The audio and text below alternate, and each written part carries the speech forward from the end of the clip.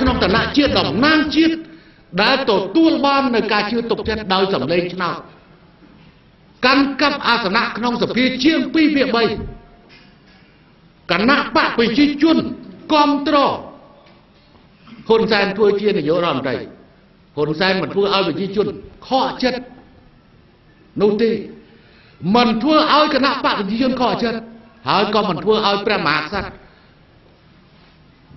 និងកម្លាំងប្រអាវុធរបស់យើងខកប្រទេសនិងខកចិត្តនោះដែរ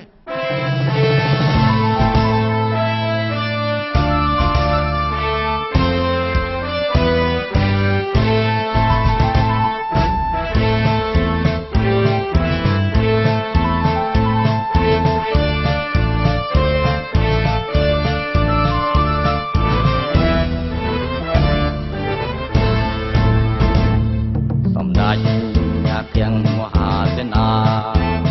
ទៀងបីលាវខ្លាដល់ល្បាញល្បីតែជួបហ៊ុនសែន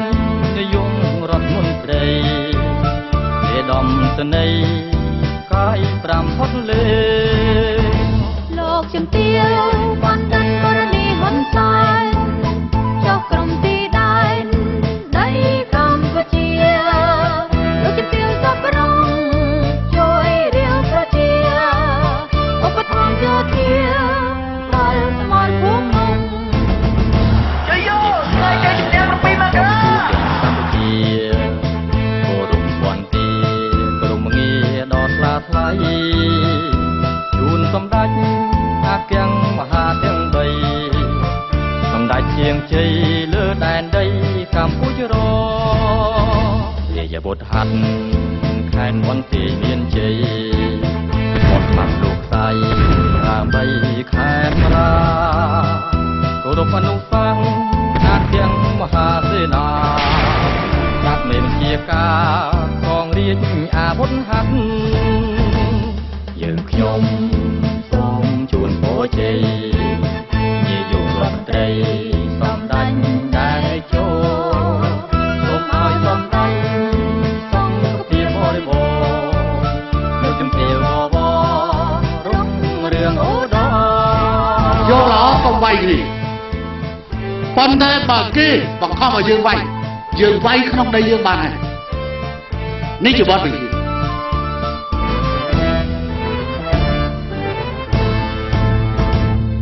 សម្ដេចអាគាំងមហាសេនាទៀងបីលាវខ្លាដល់ល្បាញល្បីតែជួបហ៊ុនសែននាយករដ្ឋមន្ត្រីឯ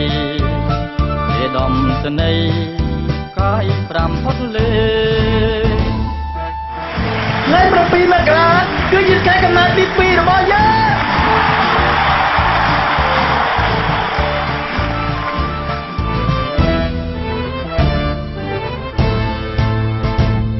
រាជខ្មែរកងទ័ពទូទាំងកម្ពុជាគោរពវន្ទីក្រុមងារដ៏ថ្លាថ្លៃជូនសម្ដេចអាគាំងមហាទាំង3សម្ដេចជាងជ័យលើដែនដីថ្ងៃគេជំនះ7មករាលោកជំទាវបានដឹងករណីហ៊ុនសែនចុះក្រុមទីដែនដីកម្ពុជាលោកជំទាវសប្រុងជួយរាវប្រជាឧបត្ថម្ភយោធាដល់ស្មរភូមិនោះ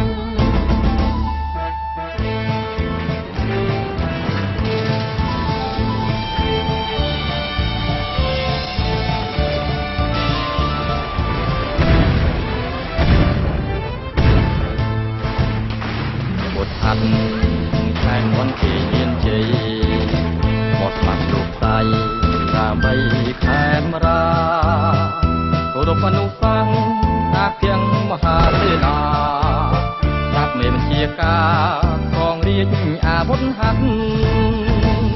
យើងខ្ញុំសូមជូនពរជ័យនាយករដ្ឋមន្ត្រីសម្ដេចដែលចូលសូមឲ្យសម្ដេចបរិបូរណ៍